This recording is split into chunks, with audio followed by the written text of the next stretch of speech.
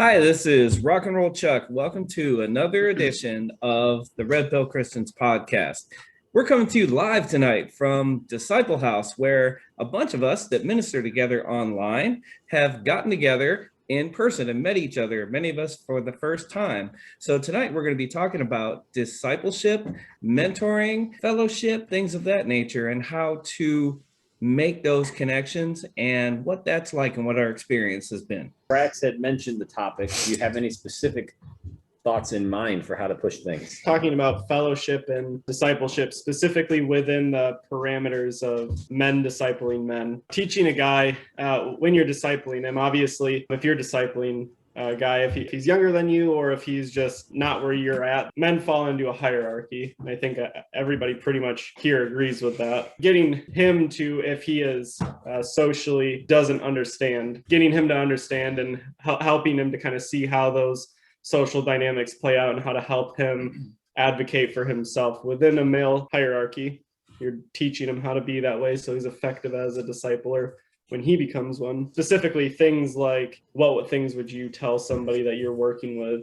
Hey, when we're fellowshipping, you have to understand that this is how the hierarchy works. Don't do these things or do these things. That's kind of like the first nugget or idea that I have. And then the second one is discipling from a more personal standpoint. What things do you personally, as and then everybody else, how do you deal with the dynamic between you and your disciple being in two different positions? One person is the discipler and hierarchically is higher up, and then the disciplee is hierarchically further down. First of all, I think that there's a distinction between a formal organization and informal organization when it comes to discipling and influencing other guys, right? So formal organizations, we used to have a lot of them in this country and around the world, specifically for men. I mean, the YMCA, for goodness sake, was a men's organization.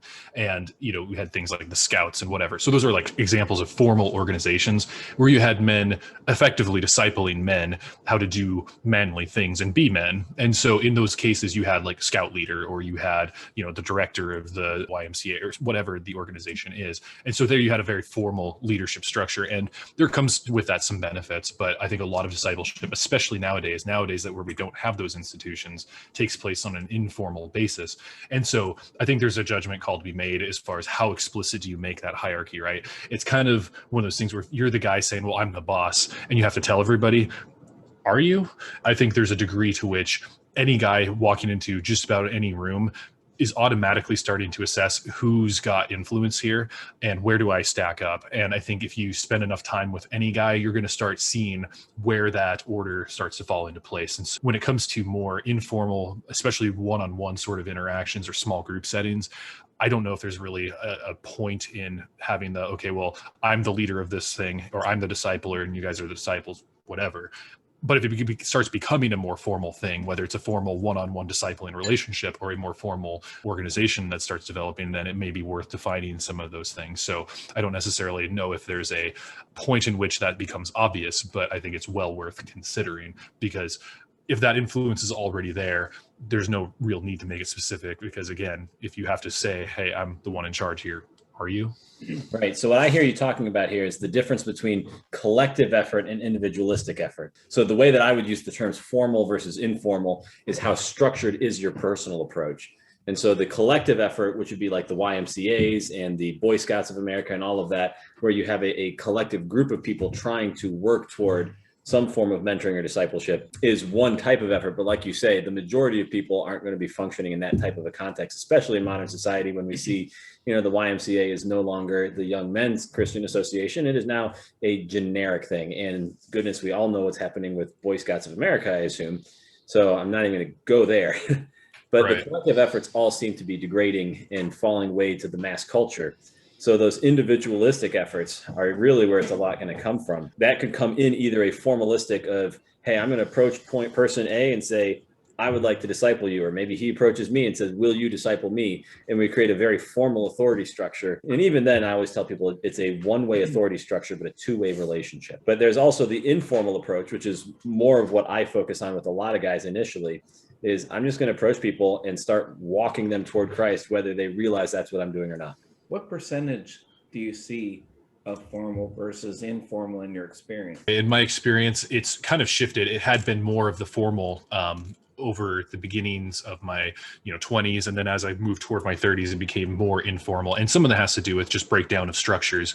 Certain churches either closing their doors or moving around. I've had a bit of a series of moves across the region that I live in, and so some of those formal plugins that I had beforehand just weren't there. So it was by design somewhat more formal to begin with, and it has shifted to be more informal. And there are advantages to both and there are drawbacks to both, so I wouldn't say one is necessarily superior to the other. But to the point of where we find ourselves in this cultural moment, I think that we have to be very cognizant of the fact that the old vanguard institutions that used to serve men well are pretty much all compromised to the hilt. And so we're going to have to either, and I think the answer is not one or the other, but both, we are going to have to look at how do we maximize the informal influence that we have and discipleship moments that we have, but also how can we as Christian men who are aware of what's going on in the world restart, or better yet, maybe start new institutions that serve men. Right. So when I work with guys, I agree with Oz in the sense that when I was younger, I was very much formal about it. Lately, I think I've been moving toward a more informal structure, but I have the advantage being here at Disciple House right now of actually having guys that I work with who are sitting around. So Mark is one of those, who is obviously our Horizon. He's the guy who runs our Discord. And what has been your impression of generally being discipled? And, do you see it as a formal structure or a very, it's more organic? I think with the relationship with John and I, it started out me going to him, looking for information. And then he came to me offering that formal discipleship relationship. So with us, it started out formally, but as he taught me more, that's very rare. So it's moved more towards that informal relationship. It takes a lot of time to build that rapport before you could say, hey, I want to formally disciple you. Yeah, and credibility, right? If some guy had just hit you up and said like, hey, I want to disciple you, you would rightfully be like, who the hell are you? But John has established credibility within the community in which he operates. And so it was probably a pretty easy decision in some ways to go along and take advantage of that.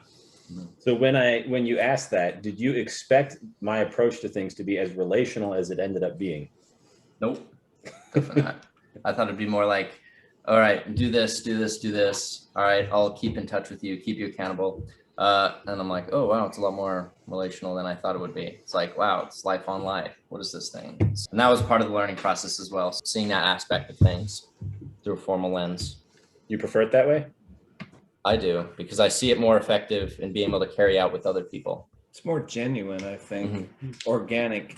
The structure has its place, but when it's organic, it's because people want it to happen and because the Spirit's guiding it. It's more authentic, and you can tell the difference. You can feel the difference because people actually want to be there and they want to do things. Part of the formal structure problem is people just kind of feel that pressure many times after a while to do things a certain way, to perform to a certain level, to say certain things and not say other things for various reasons. When it's more organic, you have more freedom, you can be yourself, and things actually grow because you're working within and operating within who you actually are as a person, and the other person can connect with that better and help you grow, and you can do the same with them.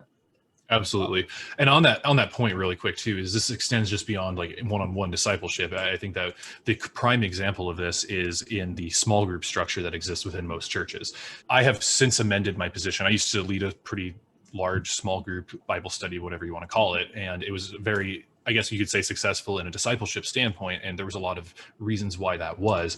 But as a model, I think that it is less, as you said, genuine, and it has enough drawbacks that I began re-examining that model that a lot of churches, and I would say the majority of churches, adopt in some form. And it struck me at one point in my career, I had a boss who, as we were touring one of our facilities, he was showing me kind of how he views things. And there was one of these facilities that had a sign put up next to the heavy equipment, and it said, whatever, don't operate it this certain way, it's dangerous, whatever.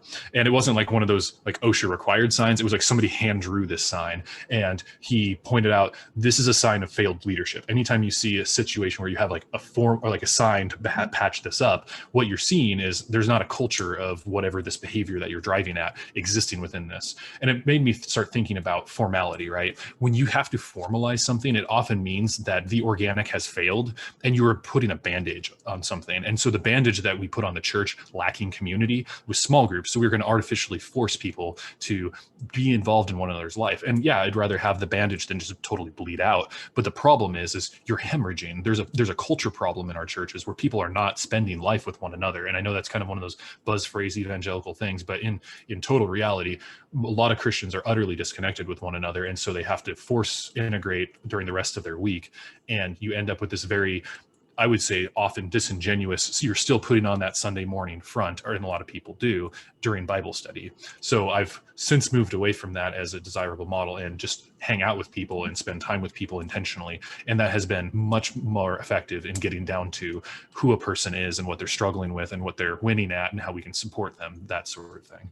Absolutely. I think that the way that the modern church does things in small group settings definitely leaves, like you were talking about, a sense of fabricated relationships. And I've done some research and a lot of studying on that, and even personal polling on the issue, and have found exactly that result. You talk about life on life. And, I don't think anybody in this room is doing life on life any more hardcore and real than Redirected is here. When we talk about life on life, the church's main model of that is, hey, why don't you show up to one, and maybe a 60 to 90 minute group once a week, and you can try to share each other's lives, talk about stories, and see if you can't live life together during that 90 minutes a week, versus you specifically are actively living with somebody that you're mentoring, right? Right. So just for a little background, the guy that I started discipling on the Discord, I invited to live with me. And when it comes to the life on life things, it kind of reminds me of lifting, where if it was easy, then everyone would do it.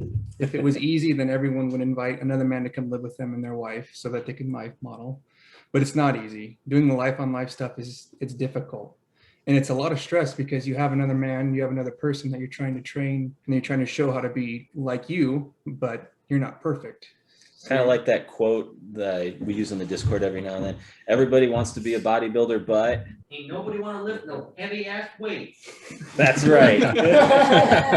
He is awake. Right.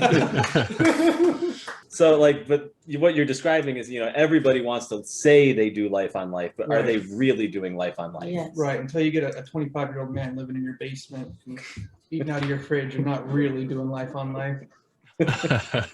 How's that for some gatekeeping? I think that's a really important point to make, though, is there's so many things. If you're trying to impart something about how you conduct yourself, how you view the world, whatever your approach to things are, and you're trying to disciple somebody and impart that to them, even if you were to spend so much time speaking with them and trying to download that information, there's so much nuance in the day-to-day interactions that lead to your totality of how you approach things that if you don't see them, it's really hard to impart it otherwise. You can't necessarily put it to words rather than showing it and demonstrating it. And so I think that demonstration is a big part of what is lost when you don't have authentic life situations happening where you're with those people that you're trying to disciple.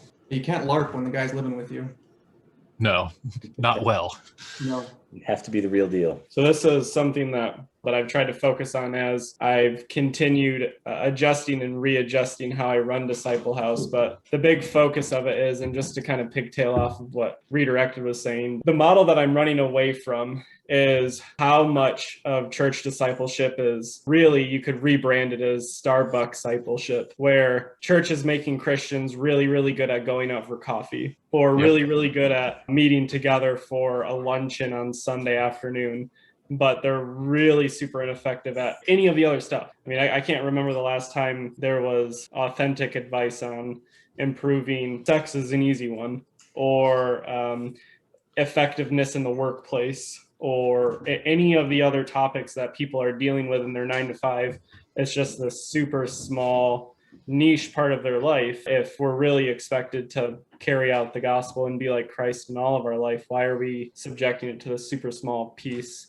With the Disciple House, that I'm trying to gear it towards is, at least for a weekend, having the opportunity to say, this is what I'm doing, and then having the person that you are either discipling or the person that's discipling you, you have a very realistic entire weekend of this is how this person acts. And your goal is figure out what it is about them that is making them successful and copy that. Yeah, and I think that, as you mentioned, if you want to get really good at going to coffee, yeah, you'll get some great discipleship there. If you want to see people under other conditions, you're probably not going to find that with the current church models out there, right? So there's a couple guys that I've been lifting with, and I haven't really done the lifting partner thing much at all, but recently, with gyms being closed in my area still, for the most part, these guys are looking to work out, and I had the weights, and so invited them over, and they've been pretty regular when their work schedules allow for it. And you learn something about a guy when he's underneath a 280 pound bench press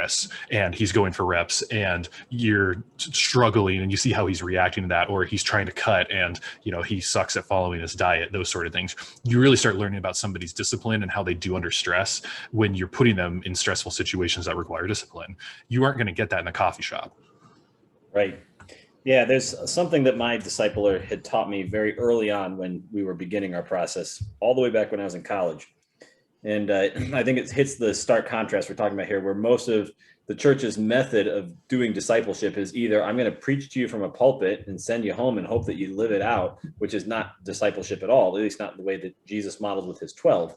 But the alternative is that it focuses so heavily on just one aspect of spiritual growth. Like, hey, I'm going to teach you how to be established in things in the faith. And they might even hit great and important things like how to pray, how to study the Bible and whatnot.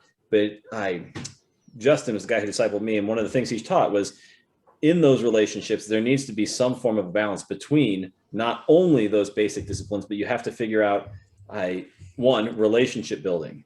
You need to know that this person loves you, you love them, and that is going to be the vehicle through which growth happens. I always tell people that relationships are the vehicle through which growth happens. Two, he says you need to have life and ministry skills being addressed. That's both of those. You can't just say, oh, well, I'm going to teach you how to share the gospel with somebody. You also have to say, well, if your sink is broken, I'm going to walk over and show you how to fix your sink. Or if your brake pads are dead, hey, I happen to know how to fix brake pads. Let me teach you and mentor you in these life skills that you should know how to follow through with. And the third thing he says is character issues being addressed. That is, that it's not just enough to say, hey, I'm going to give you some skills, but if you have some serious character problems, we have to incorporate that into the process to make sure that we are creating Christ-like men and not just, generic people who are single dimensional or even two dimensional.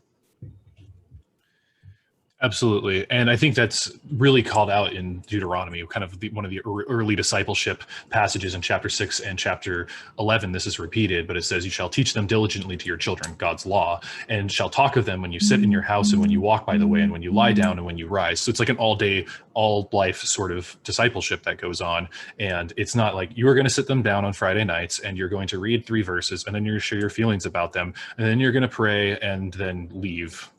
It's none of that. It's an ongoing, constant, as you are doing life beside one another, showing them these things as they apply, which I think is throughout the Bible, the more biblical model of discipleship in general. Not to mention it's the model Jesus gave us, right?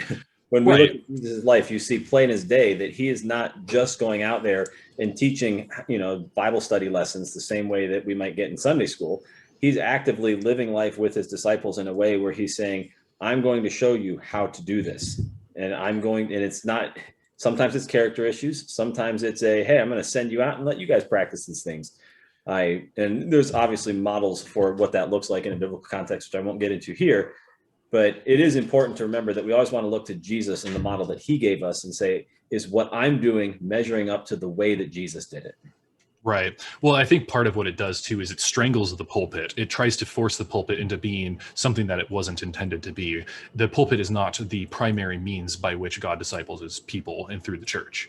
That is where God's truth is proclaimed.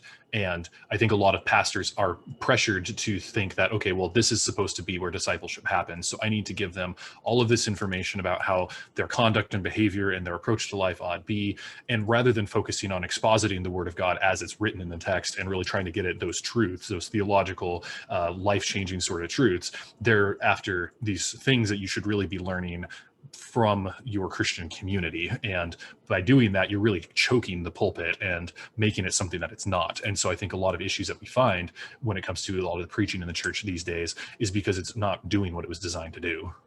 Right. One of those things I always tell people is Jesus never neglected the masses. You can see him preaching to the masses. He used the pulpit. He never neglected the masses, but they were also never his focus. He always came back to focusing on his 12. And even within the 12, Peter, James, and John, it's like the inner trio you see him really emphasizing. And that's one of those things that I love about your ministry, Chuck, on Reddit is, you could be out there writing posts to however many people are reading everything on RPC. But instead of focusing on reaching the masses through post after post, you started focusing more on the OYSs and reaching individual people. Can you talk about that a little? Well, I have to give Weak and Sensitive from MRP credit, because he's the one that pushed me and said, if you want this to grow, you need to set the example and do it yourself. That being said, that got the ball rolling, and it's great because once people actually put their information out there,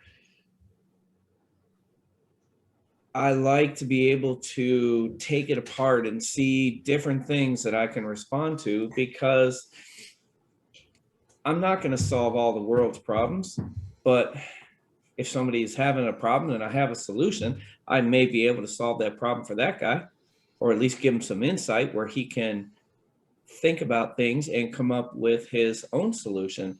And that has been extremely effective because I'm focusing on one person. And when I focus on a person that especially is very weak in the faith at the beginning and weak in their discipline and their practice, and through being encouraged and getting some answers and putting those answers into practice and gaining some success, they start to get a little momentum.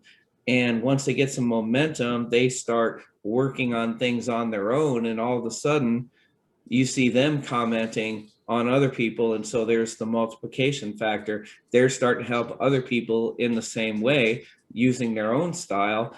And so God's effectiveness is multiplied through me and then through them and then through others as they minister to them. And it's just amazing to see how that can spread out so quickly when you get a couple of good people that just needed some answers and needed some guidance, and then they start doing what God has called them to do. And it's been very effective.